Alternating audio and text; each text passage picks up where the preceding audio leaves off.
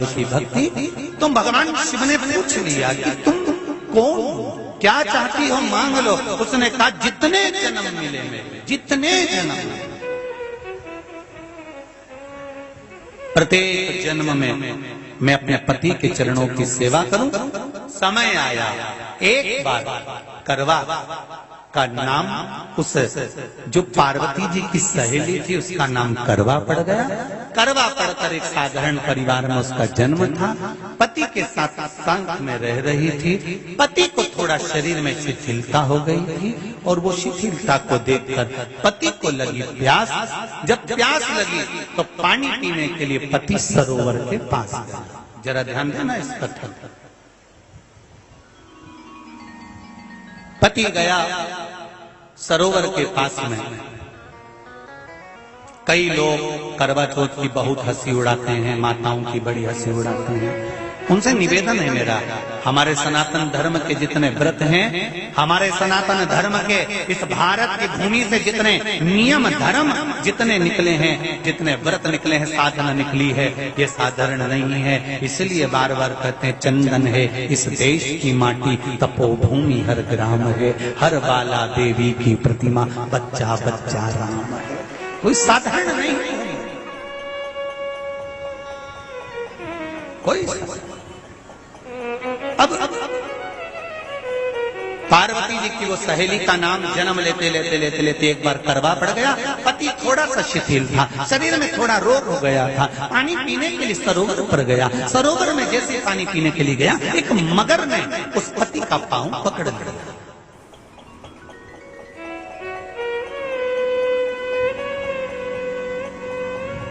बहुत ध्यान दीजिए, हनुमान जी की सेवा करने से राम जी मिल जाते हैं। ध्यान देना जरा।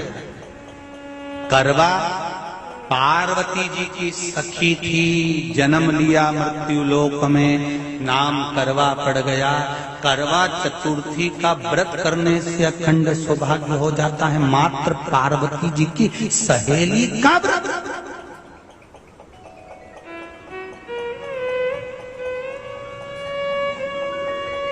विचार करिए कितना कितना भाव। ये सेवा का प्रमाण है। भारत की भूमि पर जितने राम के मंदिर नहीं, उससे 1000 गुना ज्यादा हनुमान जी के मंदिर हैं। किसी ने पूछा हनुमान जी के मंदिर इतने क्यों हैं, तो कहा गया राम जी की सेवा हनुमान जी ने इतनी करी कि भारत की भूमि पर सेवा पूजा गई। इसलिए हनुमान के मंदिर ढेर बने ढेर। हमारे यहाँ सेवा पूजा की। करवा गई, करवा ने देखा कि मेरे पति का पांव मगर ने पकड़ रखा है, और करवा शिव की उपासक थी। करवा शंकर की उपासक, और शंकर भगवान से ज्यादा करवा माता पार्वती जी की उपासक थी, क्योंकि पार्वती जी की सहेली थी।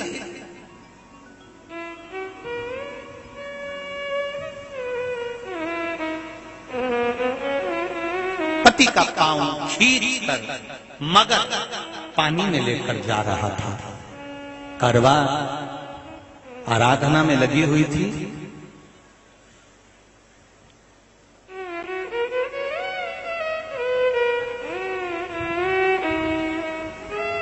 केवल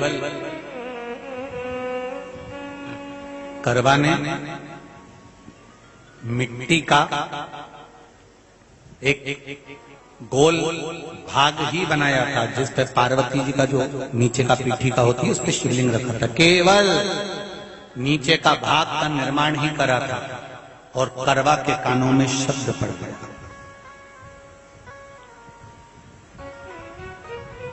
करवा के कानों में शब्द पड़ गया, पति के चीखने की आवाज आई। करवा दौड़ पड़ी। ये तो अब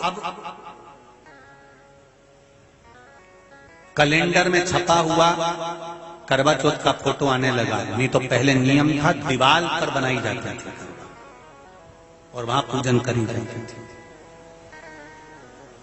कई माताएं जानती होगी यहाँ पर आज भी पहले दीवार पर बनती थी, पूरा परिवार की सौभाग्यवती नारियां वहां आकर पूजन करती थी एक जगह, फिर बाद में छत पर जाकर करवे का अर्घ दिया करती थी। ये नियम था। अब तो बना बनाया कागज आ जाता, उसको चिपका दो, पूजन कर लो, वो अलग प्रमाण। पर यहाँ करवा मट्टी का भाग का लेपन कर रही थी, और लेपन करते करते बस उस समय पर पति की आवाज आई, छोड़ा, करवा भागी। और शिव आराधना में लगी हुई करवा, पार्वती की आराधना में लगी हुई करवा भाग कर गई। पति को देखा तो मगर खींच कर ले जा रहा था। करवा ने अपना चीर फाड़ कर मगर की पूंछ को पकड़कर खींचा। और कितना सात्विकता में बल होगा, जरा विचार करना कि मगर को खींच कर वृक्ष के नीचे ले गई, और वृक्ष के नीचे नहीं जा पाई तो वहीं पर घाट के ऊपर घास लगी हुई थी। इसलिए आज भी करवा चौथ के व्रत में आपने देखा होगा, कुछ सलाखें, कुछ घास आपको मिल जाती है। उससे एक घास से, मात्र एक घास, एक घास से उसने उस मगर को बांध दिया। मगर हिल नहीं पाया। यम के दूत आ गए इसके पति को मौत के ग्रास ले जाने के लिए। यम के दूत। करवा ने पूछा, तुम कौन हो, कैसे आना हुआ? यमदूत कहते हैं, तुम्हारे पति का आज अंतिम दिन है, अंतिम समय, अंतिम पल है, ये मरेगा। करवा कहती, अगर मारना है तो इस मगर को मारो जिसने मेरे पति का पांव पकड़ रखा। प्राण छोड़ना है तो इस मगर के छोड़िए, मेरे पति के तो प्राण आप ले जा नहीं सकते। करवा, हम अपने नियम को नहीं बदल सकते। तेरे पति की अंतिम सांसें हैं, वो मरेगा। मगर को अभी नहीं मरना है, मगर अभी कम से कम 9 महीना और जीवित रहेगा। इसका हमारे पास लेख है। करवा कहती है, ऐसा हो। यमदूत खड़े हैं, ले जाने दे नहीं रही। क्रोध आ गया करवा को, हाथ में जल उठाया। अगर एक यमदूत भी मेरे पति को उठाकर ले जाता है तो मैं शिव भक्त माता पार्वती जी की भक्त करवा आपको श्राप दे दूंगी। सब दौड़ पड़े, यमराज के पास चले गए। यमराज ने पूछा, तुम दौड़ कर आए हो, क्या हुआ? यमराज पूछते हैं, दूत कहते हैं, वो करवा अपने पति को नहीं लाने दे रही। यमराज वहां कर खड़ा हो जाता है। करवा को समझाया, करवा तेरे पति के प्राण जा चुके हैं, तेरा पति अब मरने वाला है, अंतिम क्षण इसको ले जाने दे, इसका आज आखिरी दिन है। मगर को ले जा, पर मेरे पति को नहीं। मान नहीं पाया। यमराज जब क्रोध पर अड़ गया, तब करवा को क्रोध आया, और क्रोध में आकर जल लेकर करवा ने श्राप देना चाहा यमराज को। यमराज चरणों में पड़ गया, रेन दे करवा, मैं तुझे वर देता हूँ, आज चतुर्थी का दिन है, तेरे पति को मैं जीवन दान देता हूँ। आज के दिन जो तेरे नाम से व्रत धारण करेगा, उसका खंड सौभाग्य स्वयं यमराज करेगा। स्वयं ये वो करवा चौथ का व्रत है।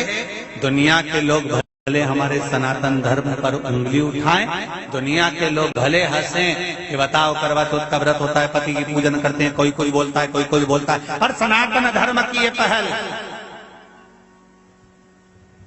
हमारे सनातन धर्म का ये आनंद,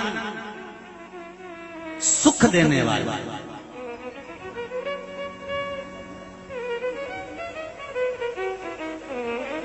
एक बात और कहेंगे आप,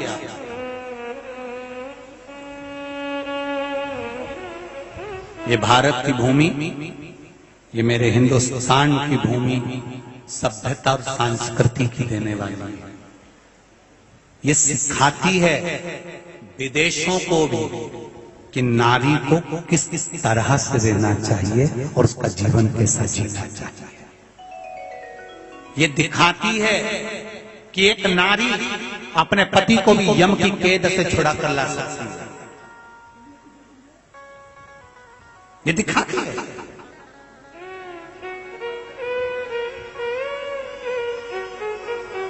करवा का पति जो मगर ने पांव पकड़ रखा था, प्राण छूट रहे थे, वो करवा का पति जीवित रह गया। जीवित दौड़ कर गई, मट्टी का पात्र रखा था, मट्टी के पात्र में जल भर कर लाई अपने पति को, क्योंकि पानी पीने के लिए ही गया था,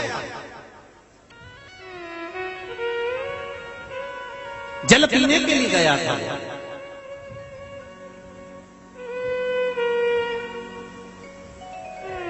मट्टी के पात्र में जल भरकर जब करवा लेकर आती है, और करवा जब मट्टी के पात्र में जल भरकर लेकर आई, अपने पति को पानी पिलाने लगी।